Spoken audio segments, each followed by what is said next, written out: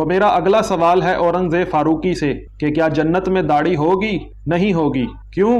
वो इसलिए कि हदीस रसूल है कि जन्नत में जिस्म और चेहरे पर बाल नहीं होंगे। तो मेरा औरंगजेब फारूकी से सवाल है कि क्या दुनिया में दाढ़ी है? तो उसका जवाब यही मिलेगा कि है।